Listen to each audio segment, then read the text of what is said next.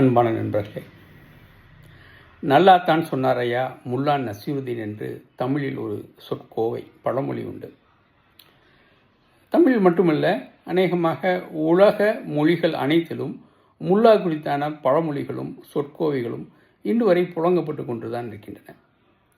முல்லா நசீருதீனின் கதைகளை கிட்டத்தட்ட 750 கதைகளை மிக அழகாக தமிழில் மொழிபெயர்த்து தந்திருக்கிறார் மருத்துவர், உளவியலாளர், கவிஞர் சஃபி அவர்கள். மிக நேர்த்தியாக எதிர் வெளியீடின் மூலமாக, எதிர் பதிப்பகத்தின் மூலமாக இந்த நூல் வெளிவந்துள்ளது. பொதுவாக முல்லா என்கிற பாரசீக சொல்லுக்கு பண்டிதர் என்று பொருள்.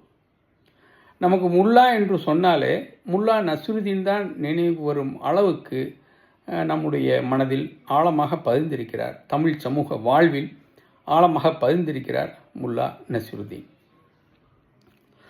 பொதுவாக முல்லா நசீருதீனின் கதைகள் அனைத்துமே சிக்கலான தத்துவத்தை சொல்லுபவை அல்ல. ஆழமான ஞானத்தையோ மிக பிரம்மாண்டமான பிரபஞ்சத்தின் ரகசியங்களையோ நமக்கு சொல்லுபவை அல்ல. அவை எளிய மனிதனின் பயங்களிலிருந்து உருவானவை முல்லாவின் கதைகள்.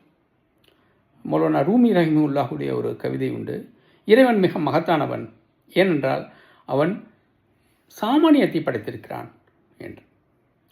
இறைவன் மிக மகத்தானவன் ஏனென்றால் அவன் சாமானியத்தை படைத்திருக்கிறான். சாமானியம் என்பது சாதாரணம் அல்ல. சாமானியம் என்பது மிகவும் மகத்தானது.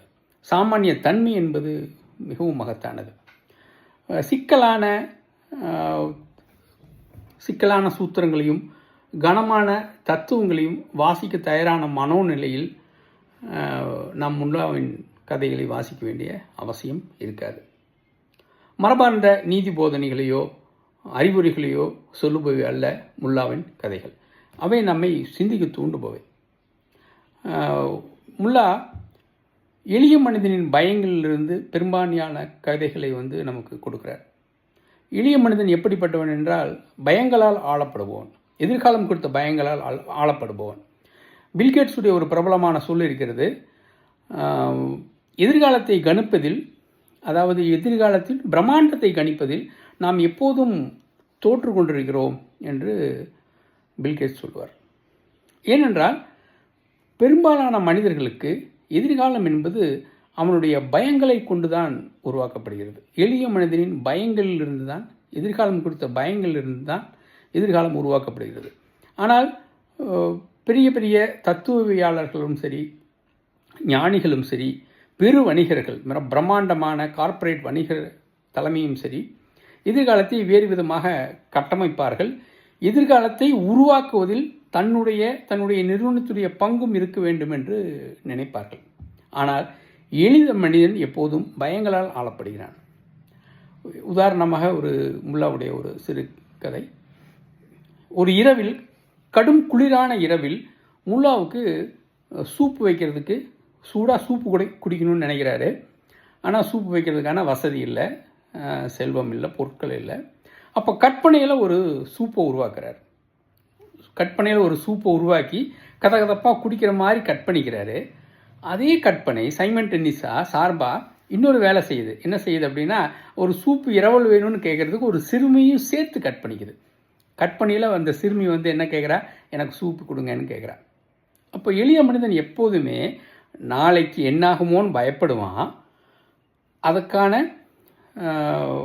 ஒரு என்ன சொல்கிறது, நாளைய சிரமத்தை அடையாமல் இருப்பதற்கான ஒரு பொருளை அல்லது சேமிப்பை அவன் நினச்சிருப்பான். அந்த சேமிப்பு போயிருமோ அப்படிங்கிற பதற்றத்தோடவே அவன் இருப்பான். அதை தான் முல்லா இப்படி சொல்கிறார். அதே போல் கயிற்றை இரவல் கேட்டு வருவார் ஒரு நண்பர். கயிறை நான் இரவல் கொடுக்கறதில்ல, கயிற்றுக்கு வேலை இருக்குதுன்னு சொல்லிடுவார் முல்லா. ஏன் கயிற்றுக்கு வேலை இருக்குது, கயிறு சும்மா தானே கிடக்குது அப்படின்னு சொன்னோன்னா முல்லா சொல்லுவார், சும்மா இருக்கிறது தான் அதோட வேலை அப்படின்னு. அப்போது ஒரு மனிதன் ஒரு இரவல் கொடுக்கலான்னு முடிவு பண்ணிட்டா அதுக்கேற்ற பதிலை தேடிக்குவான். கொடுக்க வேணான்னு முடிவு பண்ணிட்டா அதுக்கேற்ற பதில் தானாக உருவாயிடும்.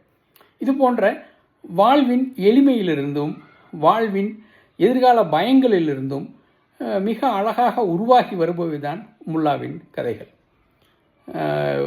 இந்த முல்லாவின் கதைகளுக்கு ஒரு 15 பக்க முன்னுரை எழுதியிருக்கிறார் சஃபி. அந்த முன்னுரை மிகவும் முக்கியமானது. இந்த கதைகளை எதிர்கொள்வதற்கு அவை மிகவும் உபயோககரமாக இருக்கும். மேலும் முல்லாவின் கதைகளை ஒரு நாவல் வாசிப்பது போலவோ ஒரு சிறுகதை வாசிப்பது போலவோ லீனியராக முதல் பக்கத்திலிருந்து கடைசி பக்கம் வரைக்கும் வாசிக்கணுங்கிற அவசியம் கிடையாது. முல்லாவின் கதைகள் ஒரு வேத புத்தகத்தை போன்றவை. உங்கள் அலுவலக மேசையில் அது இருக்கணும். நீங்கள் பயணம் செய்யும் காரில் அது இருக்கணும். உங்கள் படிக்கிறதுக்கு பக்கத்தில் இருக்கிற சின்ன மேசை இருக்கு இல்லையா, அதில் இந்த புத்தகம் இருக்கணும். நீங்கள் அப்பப்போ புரட்டலாம், அப்பப்போ சில கதைகளை படிக்கலாம். அந்த கதைகள் உங்களுடைய சிந்தனையை தூண்டும், உங்களை இன்னொரு விதமாக அது யோசிக்க வைக்கும். அந்த சிந்தனை ஒரு நாள் முழுவதும் உங்களை ஆட்கொள்ளும். அப்படிப்பட்ட ஒரு அற்புதமான படைப்பு தான் முல்லாவின் கதைகள். மீண்டும் பேசுவோம். நன்றி நண்பர்களே.